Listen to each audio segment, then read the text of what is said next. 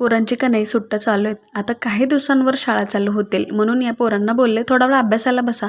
पण पोरं कशी हट्ट करतात. आता आम्ही अभ्यास करणार म्हणजे नूडल्स भेटेल म्हणून त्यांनी लगेच फरमाईश केली, नूडल्स बनव तरच आम्ही अभ्यासाला बसणार. आता सुट्टीच्या दिवसामध्ये मुलांना अभ्यासाला बस म्हणजे ही खरंच तारेवरची कसरत आहे बरं का. जाऊ द्या, घरी पण नूडल्सचे पॅकेट होते.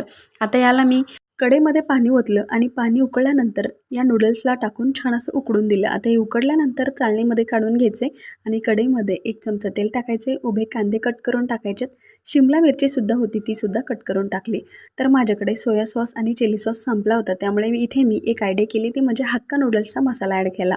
कारण याने सुद्धा आपली मस्त असे नूडल्स तयार होतात. मुलांना खाण्यासाठी थोडंसं तिखट कमी लागतं, यामुळे मी हक्का नूडल्सचा पॅकेट ॲड केलेला आहे. तर छान अशी चव येण्यासाठी आता आपण यामध्ये नूडल्स उकडलेले होते ते टाकून सुट्ट्या आहेत म्हटल्यावर मुलांना तर अशा गोष्टी लागतातच. असू द्या, आता तुम्ही सुद्धा खाता का? तर तेवढं चॅनल